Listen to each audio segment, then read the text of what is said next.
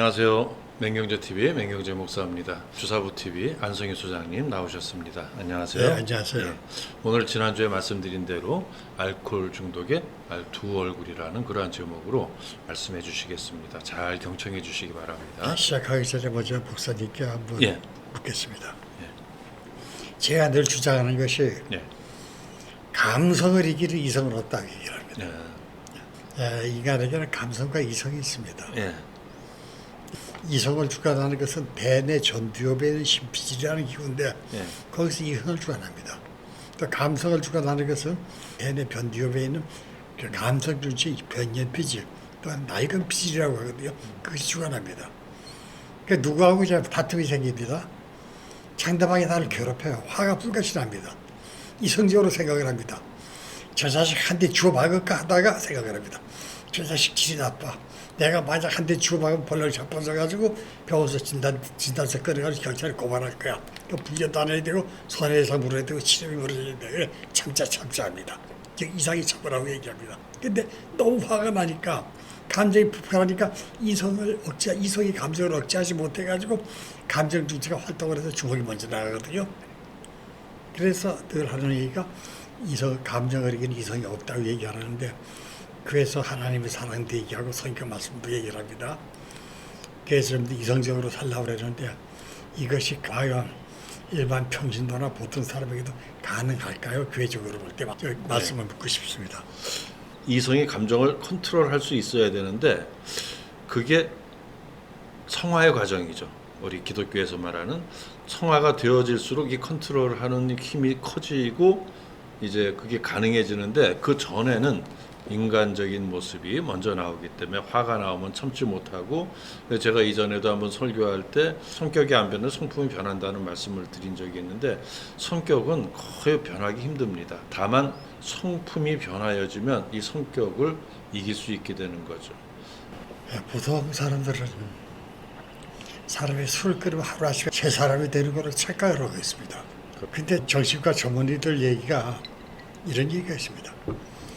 알코올 주자가 술을 끊고 새 사람이 되는 거, 건강한 사람이 되려면 최소한 시간이 얼마나 걸리냐. 6년이라는 시간이 필요하다고 얘기를 합니다. 그 얘기를 처음 들었을 때 저건 중독자 돈을 뽑아먹게 하는 의사들이 처세다, 산술이다 그렇게 생각을 했거든요.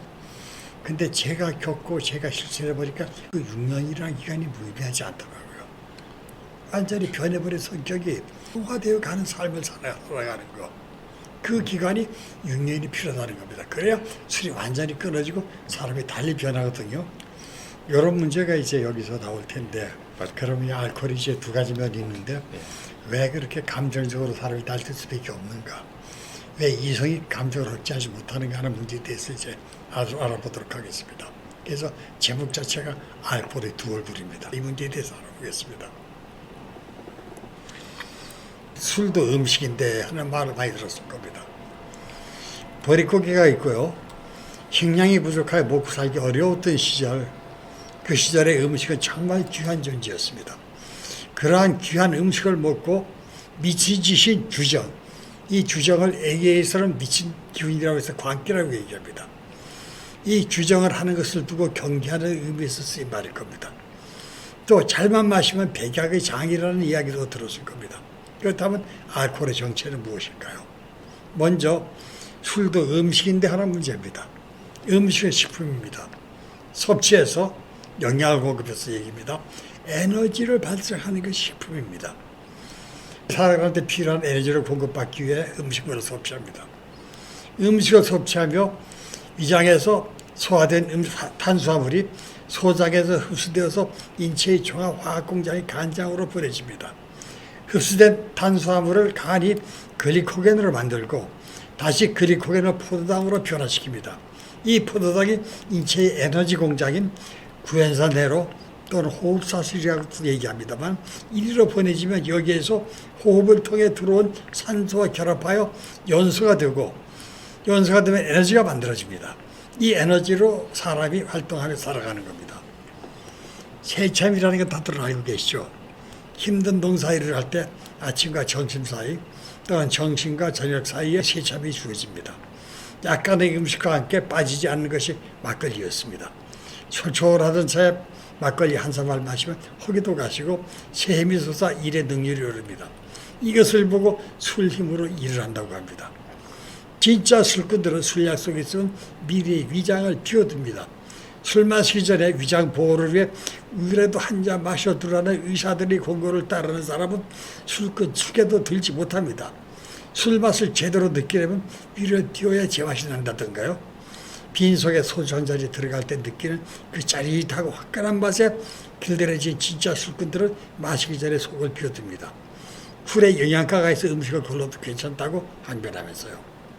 그게 사실일까요? 알코올에는 분명 열량, 즉 칼로리가 있습니다. 그것도 자그마치 1g당 무려 7kcal 높은 에너지를 만들어냅니다. 그러나 이 에너지는 속빈 강정과 같은 고칼로리, 즉 MT 칼로리라는 사실을 간과해서는 아니 됩니다. 당질과 단백질은 1g당 4칼로리, 지방질은 9칼로리로서 알코올은 수치만으로도 상당한 높은 칼로리 식품이 틀림이 없습니다. 그러나 알코올은 영양만 높고 영양분이 전혀 없기 때문에 체내에서 연소되어 에너지만 만들어낼 뿐 영양분이 전혀 없는 공칼로리 식품이어서 영양을 축적할 수가 없습니다. 비축할 수가 없습니다. 또 알코올을 연소하는 데 필요한 무기질, 비타민 등이 알코올 연소에 모두 소모되는 것도 큰 문제입니다. 미국에서 한 임상실험의 예입니다. 임상실험에 참가한 사람에게 2,500칼로리 음식을 준 다음 다시 2,000칼로리 에너지를 가진 알코올과 초콜릿을 추가로 먹인 후에 체중의 변화를 조사했습니다. 초콜릿을 먹은 사람의 체중은 2kg 이상 증가했으나 알코올은 체중의 변화가 거의 없었습니다. 이와 같이 알코올은 많은 에너지를 갖고 있으나 보조 영양소가 결핍되어 공칼로리 식품이라 불립니다. 그러나 술의 종류에 따라 약간의 차이가 있습니다. 증류지 소주나 위스키, 보드카 등 공칼로리나 양조주의 막걸리, 맥주, 포도주는 알코올의 함량이 낮은 반면에 알코올을 연소하는 데 필요한 다른 영양분을 가지고 있습니다. 그러나 알코올 발효 과정에서 발생하는 불순물이 정제되지 않아 술에서 깨어날 때 많은 고통을 받습니다. 여기에서 많은 문제가 발생합니다. 술꾼들은 술이 들어가면 음식을 먹지 않습니다. 이미 인체가 필요로 하는 에너지를 만들었는데 필요한 영양소가 공급되었기 때문입니다. 더 큰 문제는 알코올 중독자의 경우입니다.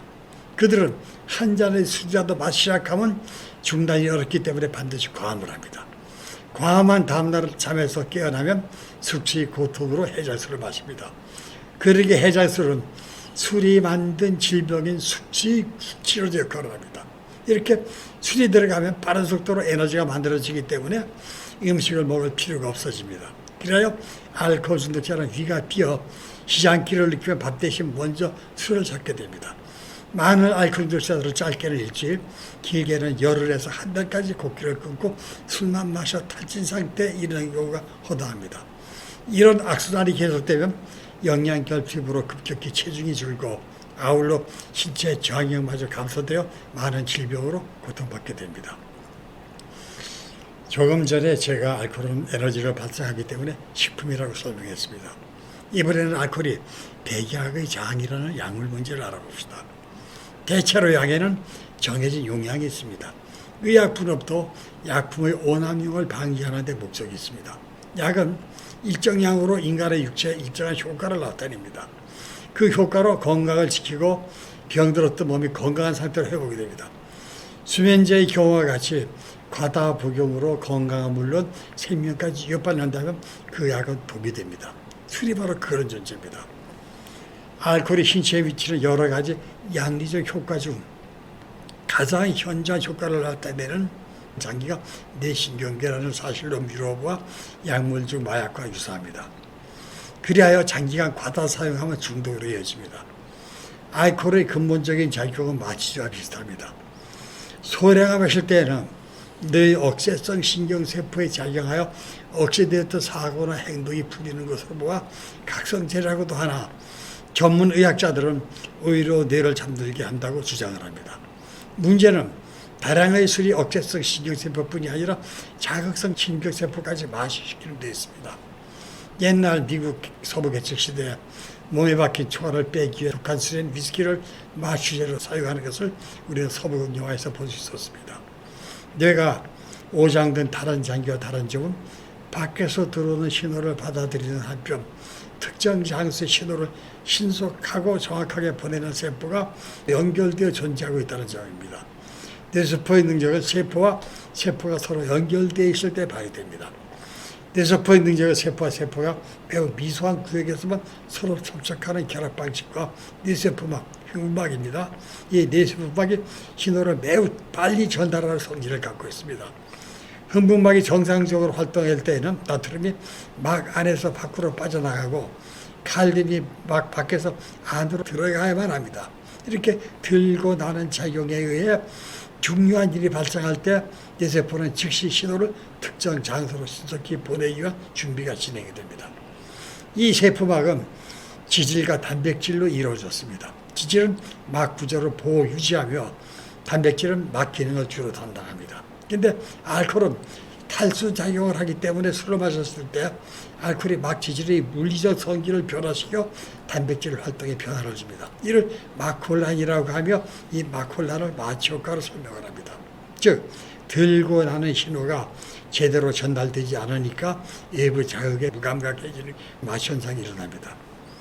알코올은 의학용 마취제와는 달리 마취제로서의 기능은 비선택적 억제제를 하는 데 있습니다. 치과병원에서 발치를 할 때 잇몸만 마취하지 전신 마취를 하지 않습니다. 전신 마취가 필요 없기 때문입니다. 의학용 마취제는 이렇게 국소 마취, 즉 특정 부위를 선택해서 하는 마취가 가능합니다. 그래서 선택적 마취제라고 부릅니다. 그러나 알코올은 특정 부위만 선택해 마취할 수가 없고 어느 한 부분의 마취를 위해서 몸 전체를 마취해야 통증을 느끼지 못합니다. 발치를 위해 마셔도 통증을 잠재우기에 의식분명히 될 때까지 술을 마셔야만 합니다. 그 과정에서 먼저 인간의 고등 기능을 담당하는 대뇌 전두엽의 신피질이 마취되고 다음으로 본능과 욕망을 주관하는 대뇌의 낡은 피질, 변전 피질이라고도 합니다. 이 낡은 피질이 마취되고 다음에 운동 기능을 담당하는 소뇌까지 마비되어 몸을 가르지 못하고 걷지도 못합니다. 더 마시면 감각 기능까지 마비되어 바늘을 찔러도 통증을 못 느끼는 감각 마비 상태가 됩니다. 더 많은 양의 술을 마시면 연수까지 마비가 되면 사망에 이릅니다. 호흡 충치가 마비돼 사망에 이르는 겁니다. 이런 상태에 들 때까지 술을 마셔야 수술이 가능한데 그러기 위해서는 많은 양의 술이 필요하고 또 깰 때까지 긴 시간이 필요하고 또 깨고 난 다음 그 후유증인 숙취 고통도 간과할 수가 없습니다. 이렇게 알코올은 두 얼굴을 하고 있다는 점을 유의해야만 합니다. 자, 여기까지 마치고 다음 시간에는 급성 알코올 중독에 대해서 설명을 드리도록 하겠습니다. 예, 감사합니다. 오늘 우리 안성희 소장님 말씀 잘 들으시고요. 알코올에 대해서 좀 더 깊은 경각심을 갖는 여러분 되시기를 바랍니다. 감사합니다. 감사합니다. 감사합니다. 수고하셨습니다.